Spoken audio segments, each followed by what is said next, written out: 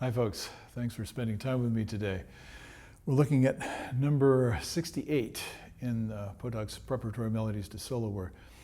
As you know, I think I've done most of these, so there's quite a large play collection. Go and refer to that on my channel. Anytime you're looking for something that's short and yet extremely challenging, and I'm going to make a suggestion for your own work. If you find playing these is possible, in other words, you get a pretty good result, and you're working on refinements. You can play the rhythms well, you play the time well, you're playing with a good sound, you're playing relatively well in tune, you have all the fundamental skills of playing the instrument. Then go ahead and record one of these at the beginning of the week.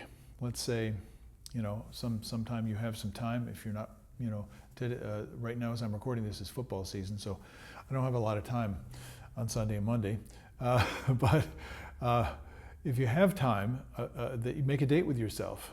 Maybe it's the weekend, or maybe it's some other time, but make a date with yourself, record one of these, prepare it, record it, and then work on it for a week to see how you can make small improvements, to see how consistent you can be day to day. So you're noticing that you're building something in terms of making progress. And then make that recording after a week. And you can do this several weeks in a row. Now, if you get bored, shift to something else. But you're always trying to develop the skills necessary and what's the right word? The perception, the quality of perception necessary to hear those quality differences. So listening to your own work is going to be helpful. Okay, I'm going to play this one. This is a mazurka, and a mazurka is a style of Polish dance. It's kind of like a polka, but it's in three. You might think of it as that. And I'm not an expert in this art form, but to get some really good examples, listen to Arthur Rubinstein, one of the great pianists of the last century, playing Chopin, which was kind of his specialty area, and Chopin wrote a lot of mazurkas. So that'll give you a little bit of an idea of the style. I don't know if I will approach that in terms of the elegance of the music, but I'm dealing with this. I'm going to do the best job I can. So here we go.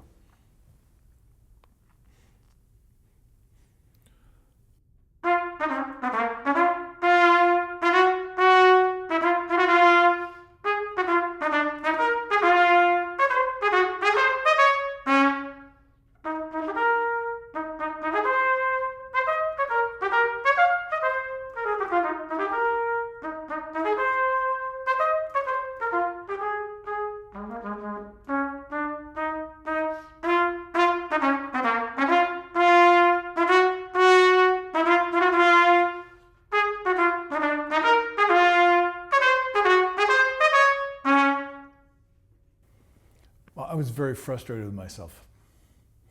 And one reason why my internal coach is basically saying, come on, let's go, a lot of the time is because I lose my concentration.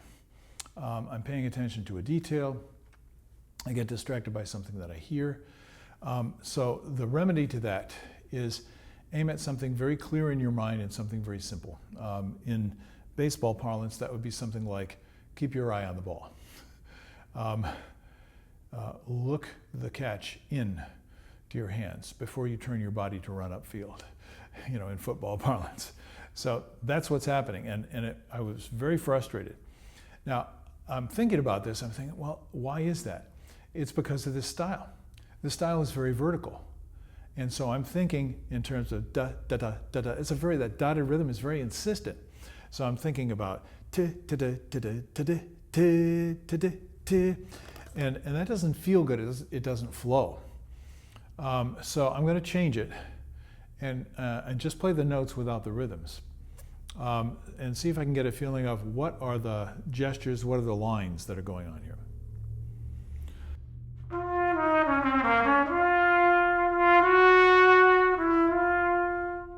Wow, that's so much simpler than what I thought.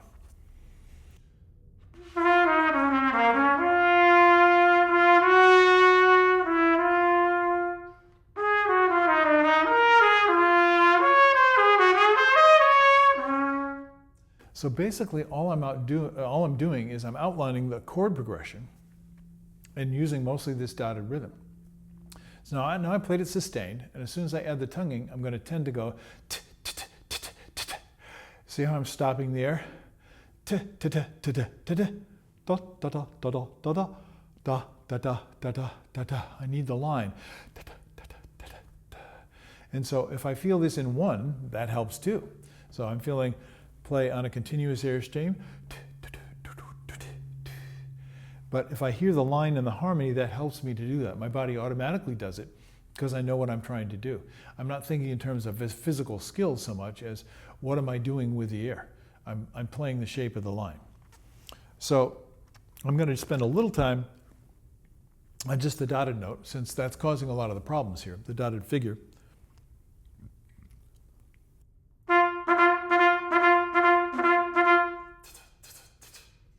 So because I have to have a quick tongue, my tongue is tending to stay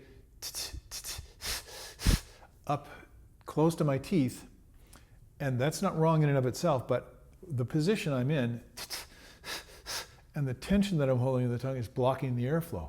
So now I've lost my musical line, I've lost the line of the air. So I can go back and slur it again, but what I really need to do is learn how to tongue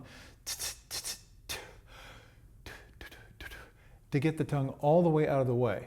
Now that might be a millimeter difference or less between where I am now and where I need to be. It's not a big thing. Or I might be going and just keeping my tongue pressed the whole time and just kind of leaking air out. Then I need to get back to where I have a free flow of the air again.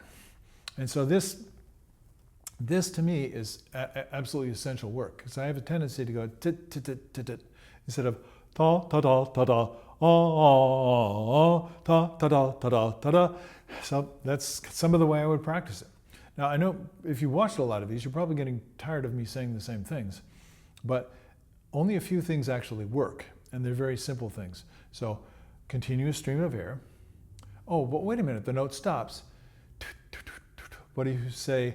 Ta ta ta ta ta ta ta ta ta ta ta ta ta ta. Why does the note stop? Because my tongue is lightly and precisely touching, but the support and the flow of the air are as if I was sustaining one continuous sound. That's the skill that's necessary. So I do it with air alone.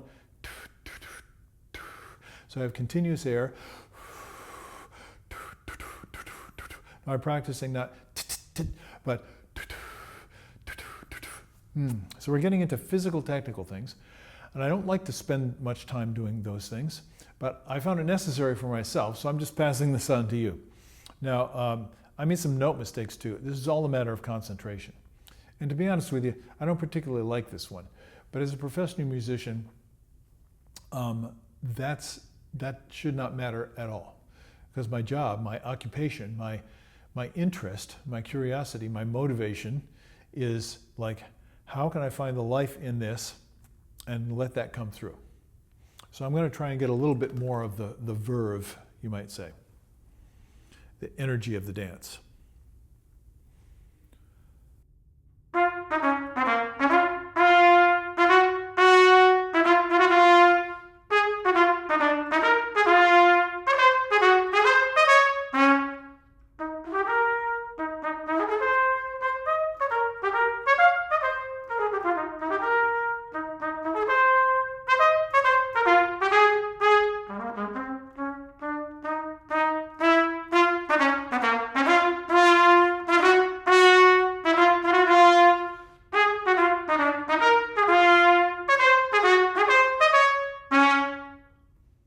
Well, that was a little better.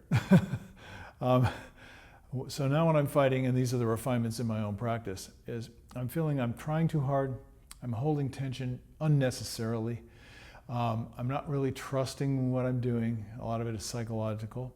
And what helps me the most is at this point is to become interested and involved in the music as much as possible. Hearing it as well as I can, feeling the time as much as I can, hearing the quality of the sound, the quality of the articulations as much as I can. And then that interest and that engagement feeds the whole process. So I hope you can go practice for a little while now and maybe put some of these things into process for yourself.